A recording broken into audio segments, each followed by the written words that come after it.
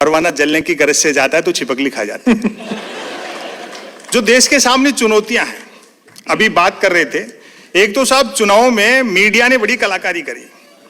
ये जो मीडिया है, चाहे प्रिंट हो चाहे इलेक्ट्रॉनिक हो, दिखता दिए के साथ है लेकिन है हवा के साथ। वाह वाह वाह वाह,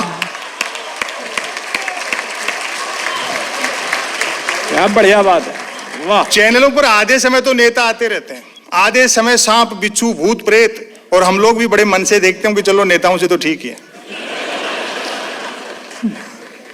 विजन के नाम पे टेलीविजन रह गया, और न्यूज चैनल आप देखो, उन पर जो बहस आती है, लगता है जैसे अवध के नवाब मुर्गे लड़ा रहे हो।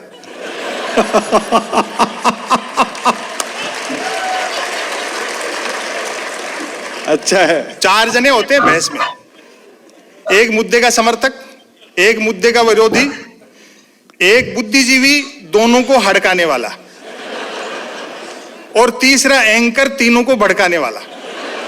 और व्यंग पर तालियों से बता ना मुझे, तीनों को भड़काने वाला एंकर।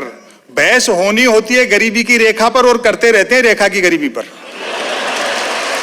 अच्छा है, बहुत अच्छा है, बहुत बढ़िया। ये टीवी चैनल वाले तो गरीबी के दृश्य भी तब तक नहीं दिखाते जब तक कोई स्पॉन्सर नहीं मिल जाता। आए है।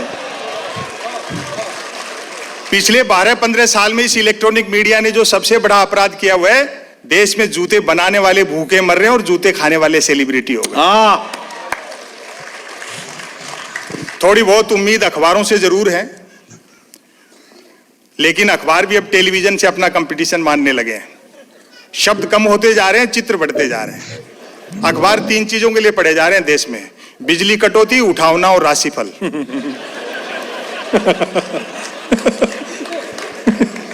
और रोज नया छप रहा है। एक दिन तो अखबार के दफ्तर से 2 लोग आगे बोले, संपत सरल जी नया अखबार लॉन्च कर रहे हैं, आप भी ग्राहक बन जाओ।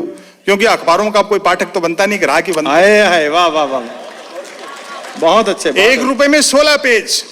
और मेरा जवाब सुनना, आनंद लेना, आप भी ग्राहक बन जाओ। 1 रुपए में 16 पेज। मैंने कहा भैया रुपए तो चाहे एक की जगह 2 ले जाए, लेकिन 16 पेज खाली दे जाए कर। अच्छा है। फिर मैंने रिसर्च की, ऐसे इतने अखबार अगर कोई खरीदता नहीं तो बिकते कैसे हैं? तो अचानक एक दिन एक अखबार के दफ्तर से फोन आया, बोले संपत सरल जी आज आपका नाम हमारे अखबार में छपा। मैं बड़ा खुश हुआ, जी आपका अखबार कहाँ मिलता है? वो बोले हमारा अखबार कोई होकर नहीं बांटता, जिस किसी का नाम छप जाता है दिन भर वही खरीद खरीद कर बांटता है।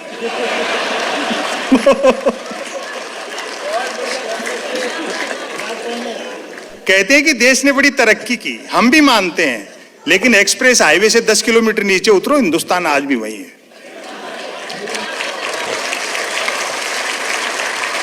₹15 में पानी की बोतल मिलती है तो तरक्की नहीं है। प्रजातंत्र के गाल पर तमाचा है कि सरकार 66 साल में देश की जनता को शुद्ध पानी नहीं पिला पाई। बहुत अच्छे, क्या बात है संपत जी, वाह। मुगालते में है ये लोकतंत्र के 4 स्तंभ और मीडिया।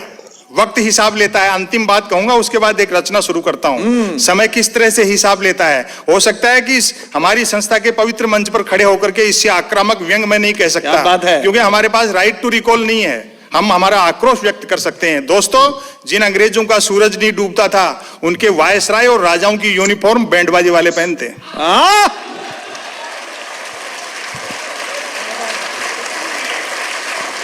समय इस तरह से हिसाब ले रहा है।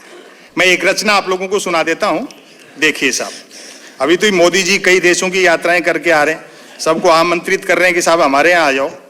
लोग आने को भी तैयार है, लेकिन गांधी की लाठी का डर लगता है। तो फिर मोदी जी ने तरकीब निकाली, बोले भैया कल गांधी जयंती आ रही है, गांधी की लाठी को झाड़ू से बांध दो।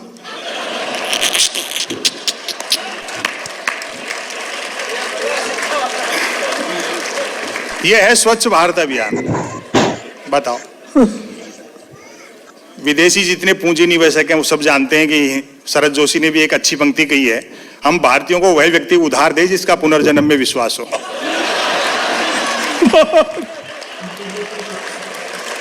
बहुत अच्छे।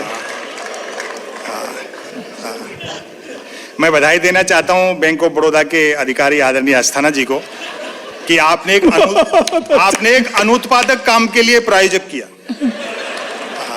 लेकिन जयपुर में भी ये हमारे पड़ोसी थे और बड़ा अच्छा आपने काम किया। दोस्त